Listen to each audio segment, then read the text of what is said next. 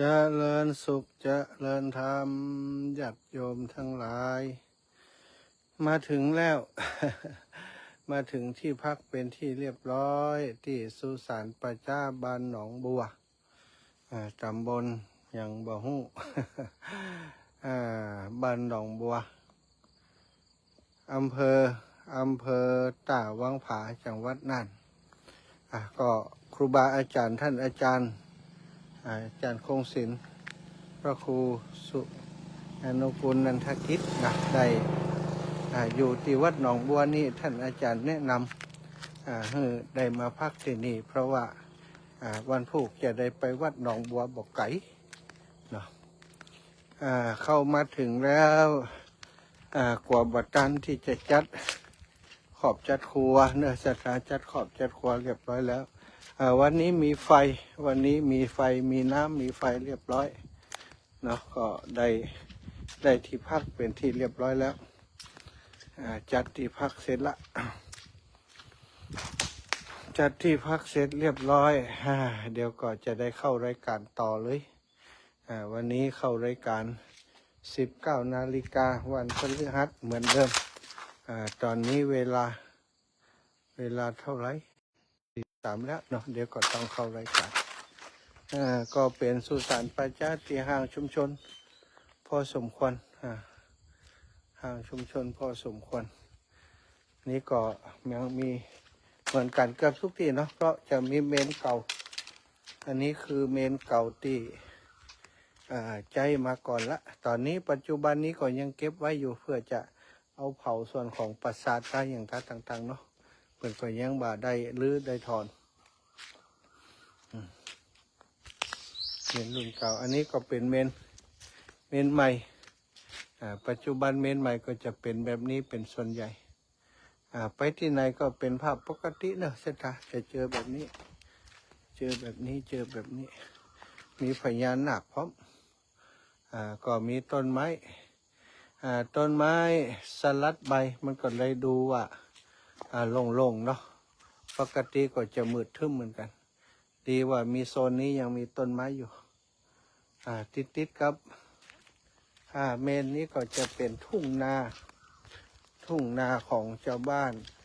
ข้างๆนี้เพิ่นก็เอาไว้เฟียงถ้าจะเป็นของเจ้าบ้านเนาะของเจ้าบ้านเก็บฟางเก็บเฟียงไว้สำหรับงัวสัตว์เลี้ยงต่างๆพามาทัวร์ป่าช้าตอนค่ำมืด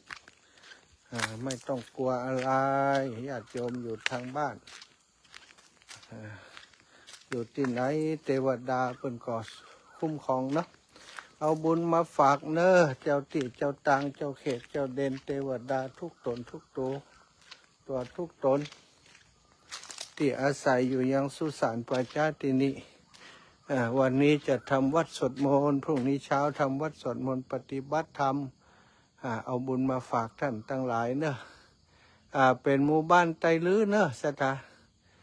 วันพุธจะไปถ่ายรูปบ้านของพี่น้องไตลื้อเปิ่นรักษาไว้บ้านพี่น้องไตลื้อถ่ายรูปมือศรัทธาญาติโยมได้หันวันนี้ก็สะดวกสบายมีไฟมีน้ำมีไฟ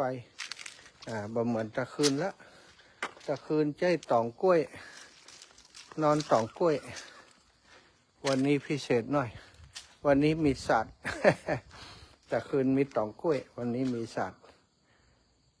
ศรัทธาญาติโยมโดยสังเขปเนาะโดยย่อโดยสังเขปเรียบร้อยแล้วก็เดี๋ยวอาตมาก็จะได้จัดรายการเดี๋ยวพบปะกันในรายการเนาะสารธรรมยามค่ำอีก 2-3 นาทีเข้ารายการพบปะกันเจริญสุขเจริญธรรมปามาชมสถานที่อยู่ที่วัดหนองบัวอยู่ที่ประชาบ้านหนองบัวอำเภอตาหวังผาจังหวัดน่านเนอะถึงแล้วเป้าหมายก็คือมาที่เนี่ยเนาะมาที่หนองบัวก็จะมาที่นี่ตอนนี้ถึงเป็นที่เรียบร้อยศรัทธาญาติโยมทั้งหลายอันนี้ก็คือที่พักสำหรับค่ำคืนนี้มีเต็นท์กฎของครูบาอาจารย์เต็นท์ที่อาตมาจะได้พักนอนค่ำคืนนี้นะ ละมาอยู่คนเดียว นอนคนเดียวอยู่คนเดียวแฮ่สาธุเนอศรัทธาญาติโยมขอบคุณทุกท่านที่ติดตาม ขอบคุณทุกคนที่ติดตามถ่ายรูปเสียหน่อย